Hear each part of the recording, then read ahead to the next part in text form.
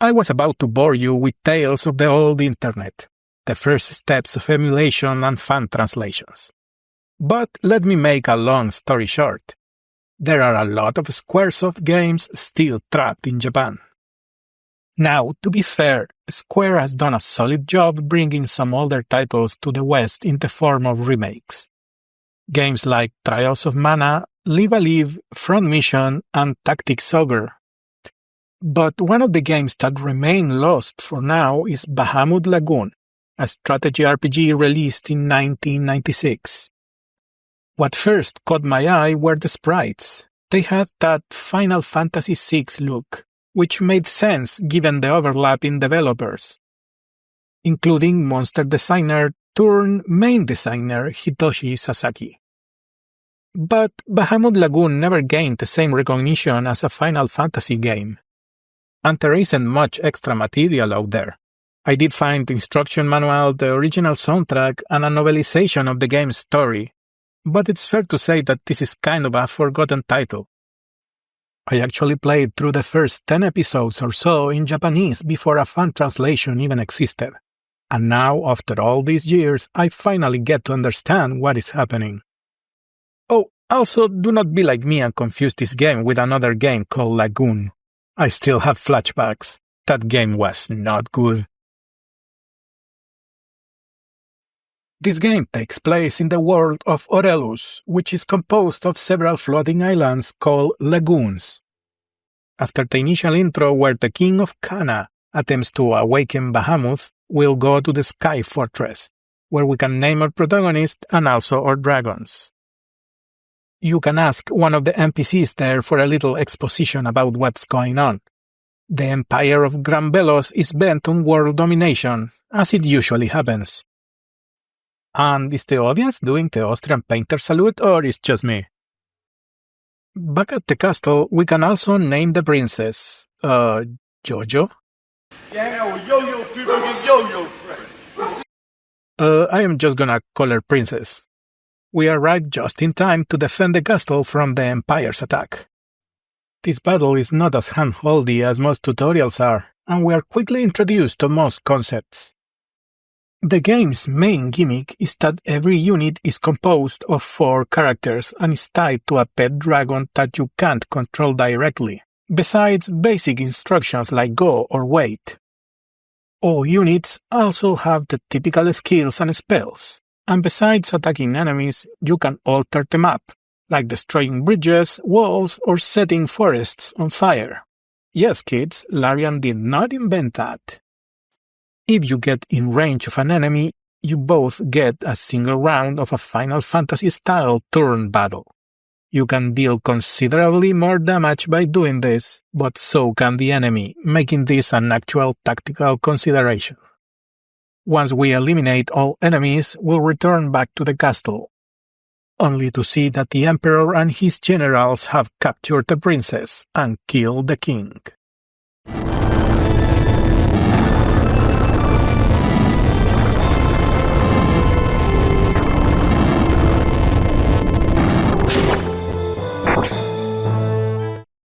After that depressing prologue, years have passed, and the heroes have been collecting the lost dragons. Eventually, the whole team gets reunited. You can walk around and talk to everybody, and I really like this little system where you can ask NPCs for exposition and flashbacks if you want to. If you talk to the dragons, you'll be introduced to another important feature. You can feed the dragons all kinds of items that will alter their stats. Right now, we don't have a lot of stuff, so we'll revisit this later. In the next battle, the mission is to take the airship from the Empire. The map is pretty straightforward, just fight head-on, and it's an easy victory. Once we liberate the flagship, we can give it a new name. This will be our main base from now on. We'll see a couple of scenes with the Emperor and his second-in-command, and, these guys are pretty close. And I got news for you. Afterwards, we'll return to the airship for a few more character-building scenes. We will also win new party members and a new dragon. And we'll finally get a tutorial about feeding the dragons. It's a pretty direct system. feed fire things to strengthen the fire dragon, ice things for the ice dragon, armor to boost resistances, and so on. There are more complex stats, and dragons can potentially evolve, but for now it's better to focus on increasing our spell power. When we feel ready, we can speak to the pilot to land on the Green Continent and start a new battle. Note that now you are allowed to use the formation option to move party members around. Like maybe you want to balance out parties to have a healer or a mage, but you have to consider the dragon's skill set. For example, sending a wizard with fire spells to the fire dragon party is going to get stronger fire spells. But sending a priest is going to have a weak healing magic because my fire dragon has no healing magic stats. The actual battle is in a jungle-style area. Just try not to burn the whole forest down and then step into the fire. The dragon's AI sometimes is not very good and it's going to land on a dangerous tile and take damage. You can try to go straight ahead and beat the boss unit to end it quickly. But remember there are more XP and item rewards if you kill everyone. The group arrives near the fortress where the princess is being held, and we prepare for battle right away. The game will always give a chance to buy supplies and feed dragons, so do so if you need to. The battle happens in a map full of walls. There is also a new enemy type, the artillery cannons. I chose to bunch everyone up and basically out-damage and out-heal them, and it worked pretty well. Sadly, it turns out the princess was in another fortress.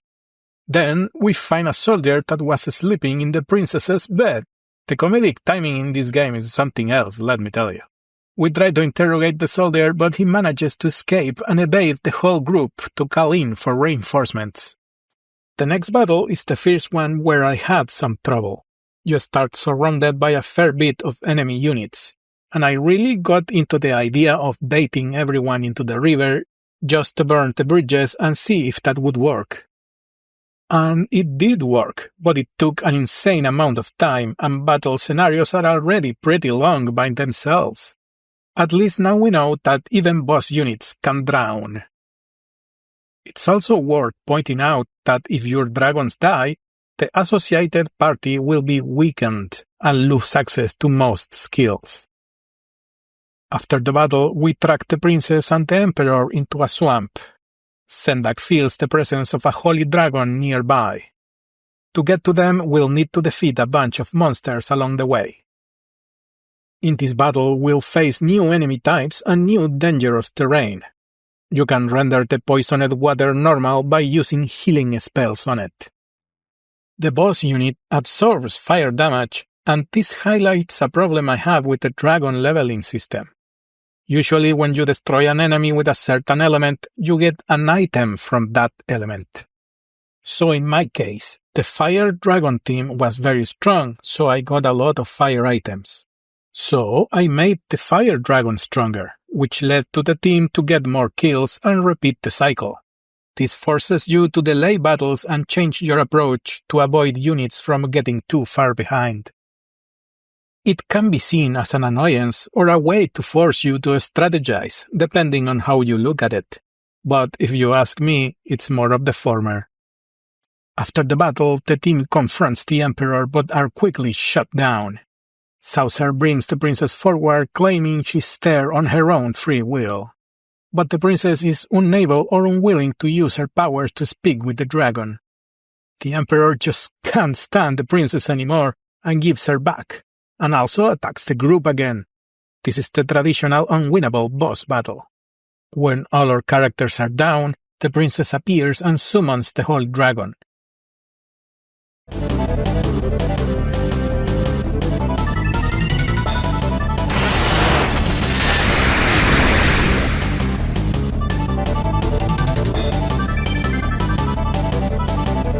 This is enough to hurt the Emperor and force a retreat. Shortly after, the princess collapses as well. Then we see the dream of the princess talking with the dragon Valitora. Gathering the mind of all the dragons will grant a great power, and that is what the Emperor wants for himself. The princess, however, is trying to run from the responsibility. Back on the airship, the whole crew is waiting for the princess to awaken. When she does, everyone celebrates, but the princess is hesitant again about following through with her powers. And then Sora, the old lady of the group, just walks in and gives her the Amuro slap. So she gets in the robot and stops whining. Now that's some quick character development right there. Later, in a conversation alone with us, she says that she will do her best despite her fears. The next plan is to liberate Campbell, in the hopes that the king's sister, also the Queen of Campbell, can help us by telling us about the legend of the Holy Dragons. It's very important to point out that from now on, the side quests menu is activated but a little bit hidden. If you need to grind for XP or extra materials, this is the best way. These battle scenarios are spammable, so you can spend a couple of hours in there if you want. There's not a lot of variety, so it's not exactly fun. The next story battle happens in a city connected by bridges. Remember, you can use ice magic to create your own paths, and be careful not to drown yourself by a destroyed bridge. Also, I have to mention that Sendak can now use the summon command. It costs a lot of MP, but is very strong and has crazy range. Back on the airship, talk to the princess for another small scene with the dragon. Also, it should be routine by now to speak with your crew, check the stores, and feed the dragons. The battle happens in another city environment and introduces a new element, the autocannons. Not to be confused with enemies that are cannons. The autocannons are part of the map and will automatically shoot anything in front of them, making positioning harder. They can be destroyed with thunder-type spells. Once the battle is over, we arrive at the town of Campbell, but nobody's happy about being liberated from the Empire. We find the Queen in the castle jail. She's afraid that our intervention will lead to more war. The princess will arrive to talk to her. In the meantime, we can explore the town. You can find Sora's son and his dragon, which doesn't really look like a dragon. He will join the group later. Talk with Truce at the town exit to advance to the next scene. The Queen will show up with a warning. A weak-minded person obtaining the power will cause a disaster. She also says that we should go to the water city of Mahal. We are shown a small scene of the Emperor that is still hurt from the dragon incident earlier. His ambitions have not changed, but I wonder how he's going to achieve them. Back at the airship, it doesn't take long for the alarm to sound. This time it's us being attacked by dragons. Don't forget to feed the new dragon or your new team is going to be really weak. The battle itself happens on the very small airship map, and all enemies can fly. Most enemies come from the north. Try not to bunch up too much and try not to get surrounded. I noticed that the enemies had above-average defensive stats, but it was not really that hard overall. After the battle, we get to see Taicho's backstory. During the Imperial invasion, he wanted to go out on a heroic last stand, but his wife put a sleep spell on him and sacrificed herself instead. Before the next encounter, I evolved one of the dragons into a black dragon. I'm not sure how that happened. It's probably all the poisoned mushrooms I was feeding him. The black dragon is pretty strong, but its weakness is that it has a somewhat high chance to miss. The same Imperial mage that killed Taicho's wife is the boss of this battle. And I have to say, this map sucks. You have the option to break the dam at the top left that will do considerable damage to the enemies below. But by the time your party gets into range, the enemy healers have undone most of the damage. Despite all that, the fight wasn't really that hard, especially because the boss just didn't move until it was the last unit alive. He can inflict petrification really easily, but is not a danger just by himself. Later, we can see Taicho asking for forgiveness at his wife's grave.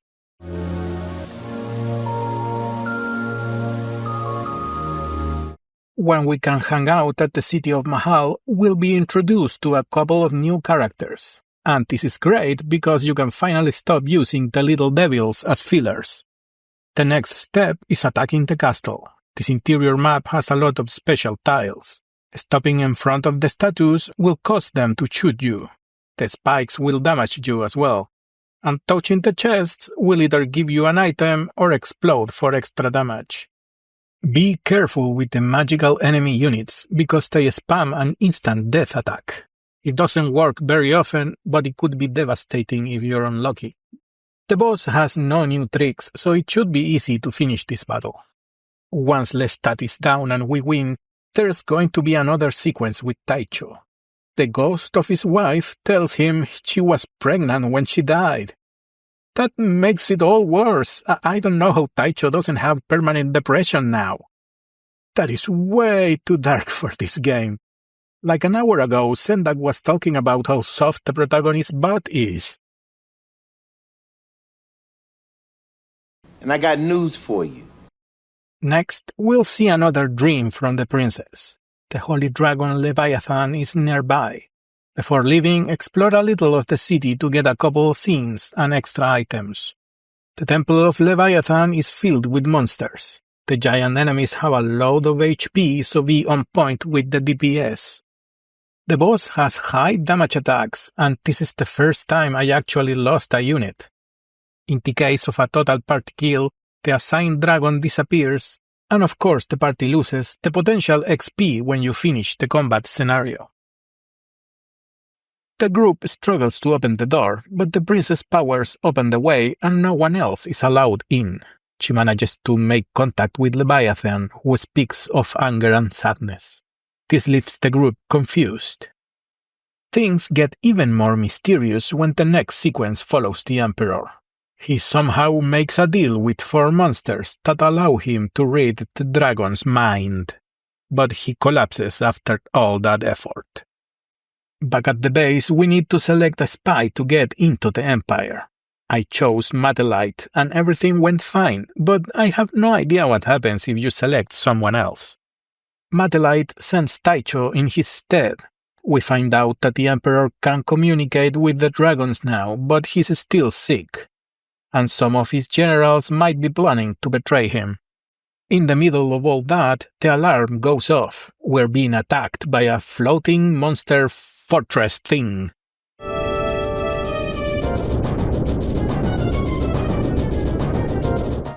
The map for this battle is some kind of organic matter with mostly undead enemies and poisoned water. But the real bad part is this wall that closes every other turn. I guess I should be thankful the units caught in the wall don't take damage. There is really nothing special about the boss, but he might drop really good items depending on how you kill him. When we return, we'll have a scene with the princess on the roof of the ship. When we're done with that, Taicho will explain how he met General Palpaleos, who had a message for the princess. Apparently they had a thing as well. Upon exiting the room, the whole crew was trying to listen in. That got a smile out of me. The next objective is the magic city of Godland. After a brief scene of the crew being anxious, we'll quickly land into a battle. This map's gimmick is incubators. If you use a thunder attack on them, you'll either get an item or spawn a monster. I was being my usual insane self and tried to open them all, but after a few turns, they all will stop working. There are also a new kind of enemies called Blade Guards and Magic Guards, which are completely immune to either melee attacks or magic attacks. That means we won't be able to AoE their groups down like we usually do. Oh, also this one incubator in the middle has a giant zombie dragon that almost flattens my whole army, so be careful with that one. The final boss can resurrect her own party, so it's really annoying, but usual tactics still apply. When we finally enter the city, the important thing here is that there is a secret character. It's very easy to miss. You need to do things in a specific order. Talk to all NPCs, trigger the scene with Donphan, talk to the princess only once, and go back to the city center. We'll be taken to see Mist, one of the characters from the very start of the game, and another rapier user. We'll also get 2 more little devils for the team, and our objective is finding the next holy dragon. The map is full of craters that can be shot down with ice spells, and you can tear down the rocky walls with thunder. There are also many chests with treasure and others with traps on them. The monsters have a high damage potential, and the little mouse thing can turn you into a rabbit. The boss is the giant moth that we saw with the Emperor a couple of chapters ago. And did you know that if the hero unit dies, it's an instant game over? His zone attack does a lot of damage and it poisons. And the first tick of the poison is unavoidable. So if you're unlucky with the status effect, you are fucked. This is the part where I consider a new hobby, maybe knitting or gardening or painting happy little trees. But it's not a total tragedy, as you conserve the XP, money and items you gained before dying. So at least you get to double dip on the treasure chests. After defeating the boss, the princess does her thing, talks to Garuda and promptly collapses.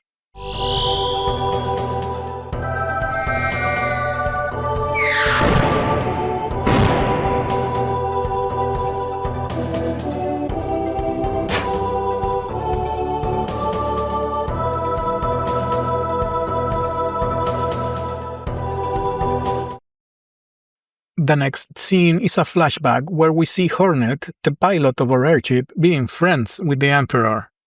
Our next objective is a desertic lagoon called Dafila, but it seems the princess is still suffering from her previous dragon encounter. Note that she won't be in the active party, so be sure to check the formation menu to order your troops. Surprise! In this battle you will directly fight Emperor Saucer and Palpaleos. This will all happen on a desertic map. Every few turns, a sandstorm will hurt every unit that is not standing on a building tile. This is bound to catch you by surprise. There are also whirlpools that can be stopped with thunder magic. Usual strategies will work fine, but I realize here that I probably need to grind more side quests because my guys feel a little more fragile than I would like. But even so, defeating the Emperor is not really complicated.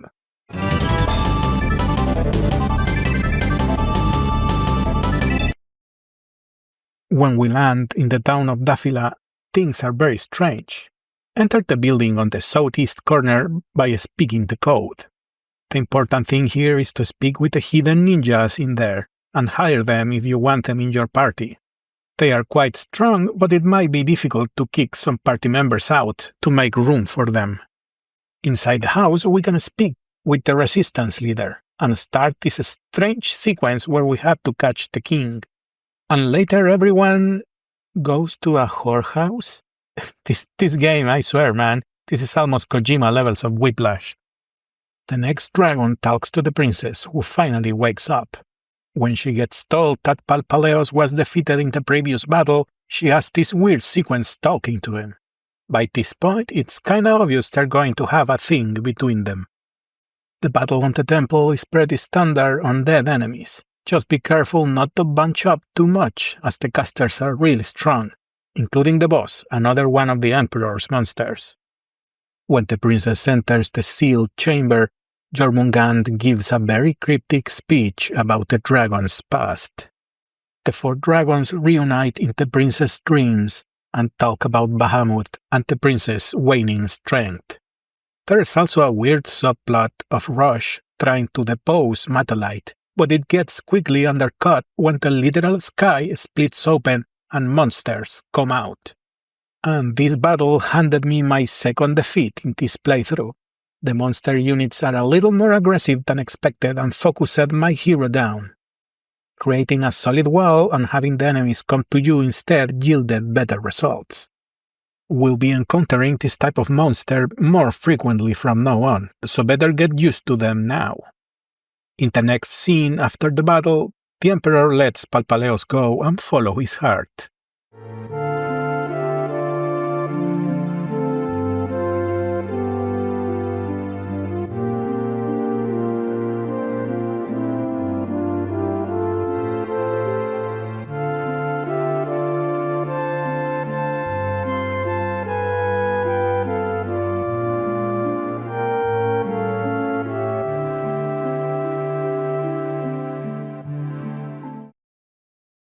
The dragons show up in the princess's dreams again just to be cryptic about the door to the new era, and Bahamut's role in all of this. Rush and the protagonist take a dragon to spy on Mattelite and the princess. After their sequence is done, we calm down, but we are interrupted by a battle report. The monsters from the sky are near the Church of Memories. In case you forgot the significance of the church, you can ask the princess for the flashback that we could already see near the start of the game, where the princess and the protagonist had a bit of a romantic scene. But when we are on the way to the next battle, the princess has another flashback where she takes the general on the very same trip and has a very similar scene. I don't know why this is so funny, but it's certainly unexpected.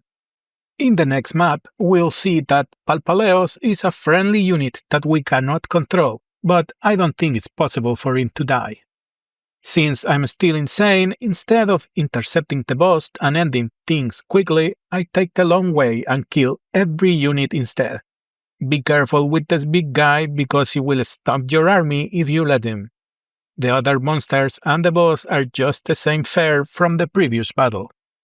When we finally arrive at the church, the protagonist helps Palpaleos go in, and then the princess gently but firmly tells you to fuck off and just leaves you behind. Now I know why this game is not popular. It has the NTR tag on it. The group is finally about to retake the kingdom of Kahna, and Palpaleos joins as a playable character. This battle is pretty interesting because most of the Empire generals are here, and they drop very nice loot. It is my understanding that to get the best items you have to finish the bosses with an elemental attack, but sometimes the dragons will mess this up. For example, I wanted to weaken the boss on this round so that the next party will kill him, but then the dragon just decides to drop a tactical nuke and ruin my plans. At this point, I'm just too lazy to reload for a single item, so I just let it go. The final boss here has a second phase, but it's nothing you can't handle. After all it's done, everyone congregates at the castle, but the important thing is that the Dragon Keeper lets you choose 2 dragons to mate and have a baby. Objectively, you should pick the 2 dragons with better stats. But I just picked the dragon to the east because I wanted to troll the lovebirds over there. Before continuing, don't forget to speak with the salesman for a few free items.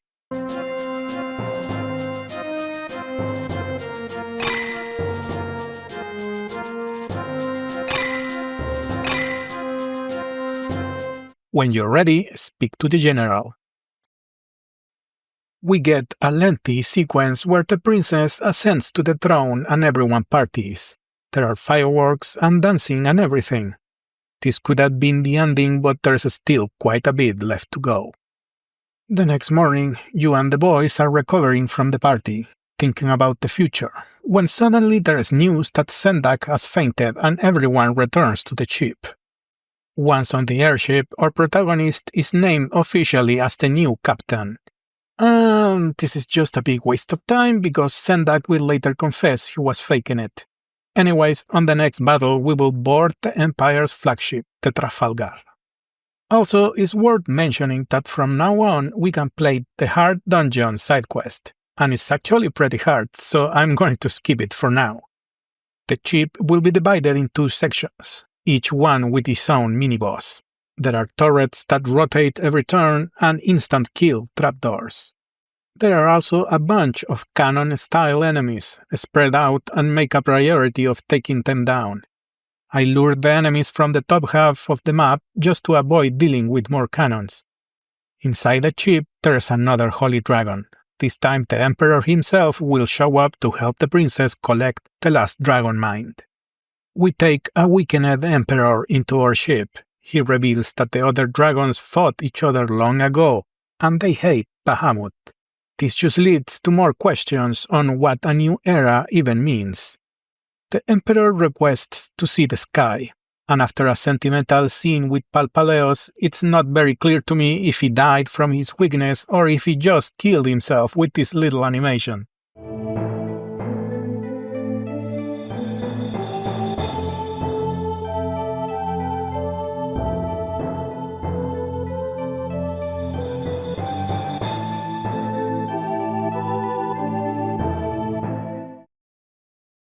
Either way, before we can go to our next destination, we see his funeral. I actually forgot to do this before, but the new baby dragon should be ready for use if you want it. And God is he ugly. Sadly, we can't have more than 6 active groups in any given battle, but you can exchange the baby for any other dragon you don't like. Later the group lands in Bahamut's lair, where one of the monsters that made the deal with the Emperor shows up. This battle is pretty relaxing as most monsters have pretty low HP and it should be really easy and quick to clear the map. Finally, we get to speak with Bahamut and listen to the truth. By taking on Bahamut's mind and fusing them with the others, the way to the dragon world will be opened. But not even Bahamut knows what a new era means. Turns out the portal to the dragon world of Altair is right above the imperial capital of Granbelos. So what the hell, we're invading an empire. This chapter is called The Final Battle, but it's not the end yet.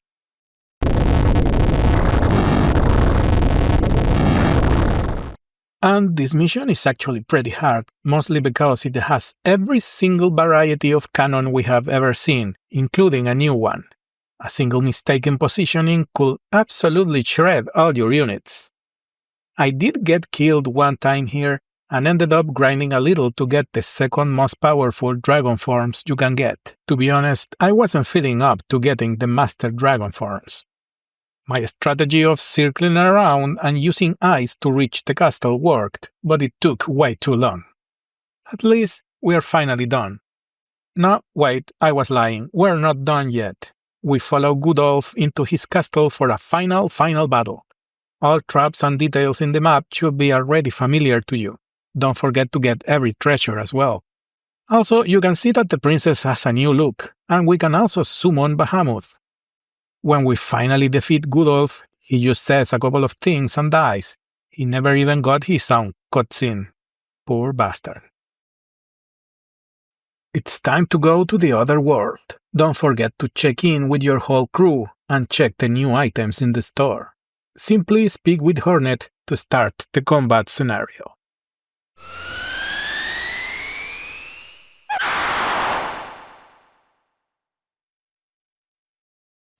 The gimmick of the next battle is that the mages on the back line will consistently spawn new enemies and teleport them close to you.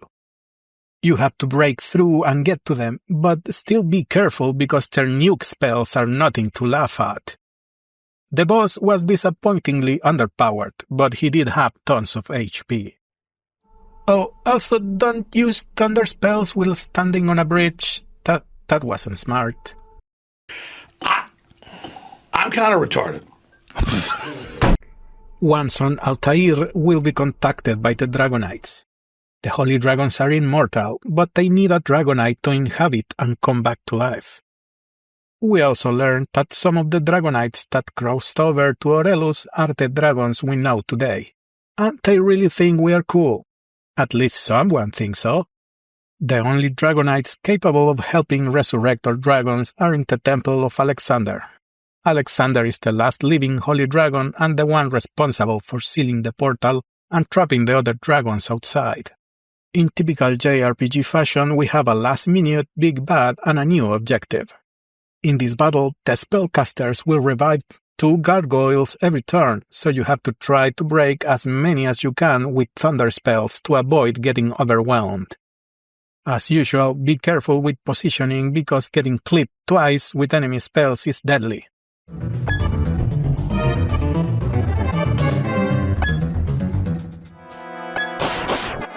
The boss also has the annoying skill to duplicate herself.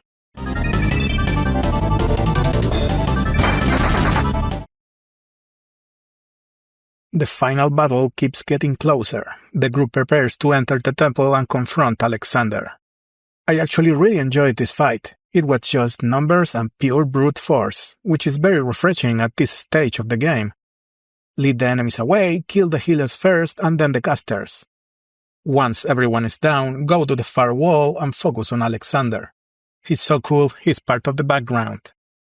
After Alexander has been defeated, he just starts to resurrect immediately and we are forced to flee.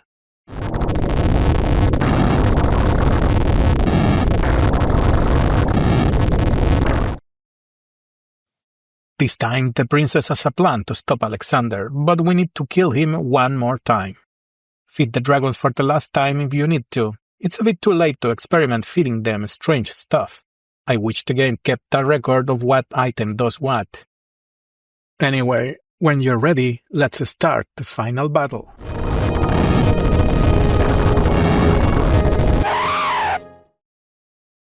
Okay, this is epic. I really love the art here, even if the perspective doesn't make a lot of sense. The final dragon has 4 heads. The main one is invincible for now and uses every summoning magic in the game. The lower one uses constant status effects, including instant death. The left one uses attack spells, and the right one always heals. As long as you keep the healing head suppressed with constant damage, you'll be able to slowly bring the rest of the boss down.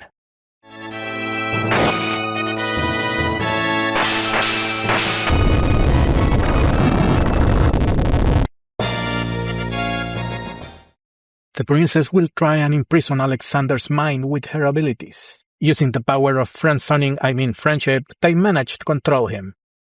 One by one, the holy dragons leave the princess's mind and come back to life. Bahamut stays and says a few words about looking towards the future. Once outside, we reunite with Mattelite and leave the world of the dragons in the airship.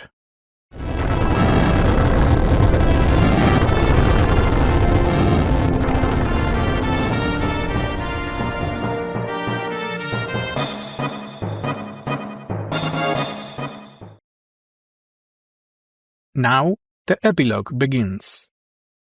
The protagonist gives his house from the beginning of the game to his dragon boys, and they reflect on all their time together. All our party members return to their original lagoons. In Mahal, Taicho is crowned king with support from everybody. Palpaleos returns to the imperial palace after seemingly having broken it off with the princess. Then he gets stabbed by an angry mob like he was Julius Caesar or something.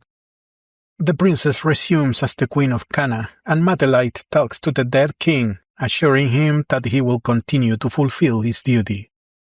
Then the scene cuts to Bikebake explaining how your character patrols the skies along with Bahamut, who decided to stay in the human world. And then he does the meme by dropping the game's title and cutting to credits. And that's it. The game is done. Oh, and I have to mention that the game has a new Game Plus feature, where you keep your levels, equipment, and dragons. On one side, I really enjoyed how the battles were done and designed. At first, I was planning to focus on the story after a certain point, but the game kept throwing surprises and new gimmicks on each fight, so I felt compelled to describe them all. And on the other hand, the game was getting a little bit long in the tooth towards the end. This is one of those cases where a potential sequel could have refined some stuff and be even better. But after so much time, I don't think Square is going to revisit this. I think the story is fine, besides the little problems with tone. I like to poke fun, but it's not something horrible. The game does have a bit of a Final Fantasy XII syndrome, where you feel like the main character doesn't belong or is even missing in some scenes. The big cast of characters was likable enough. Not quite succulent tier, but it did its job. Oh, of course, I have to talk about the music. And it's not that the game had bad music, it's just that there's not enough of it. There's only a couple of good songs that come to mind. It has those very distinct SNES instruments, and I like it, but I wish there was more of it. To sum up, even if the game is not exactly a Hall of Famer, I don't regret finally clearing it from my backlog, and perhaps you will enjoy playing it too. Signing off, until the next one.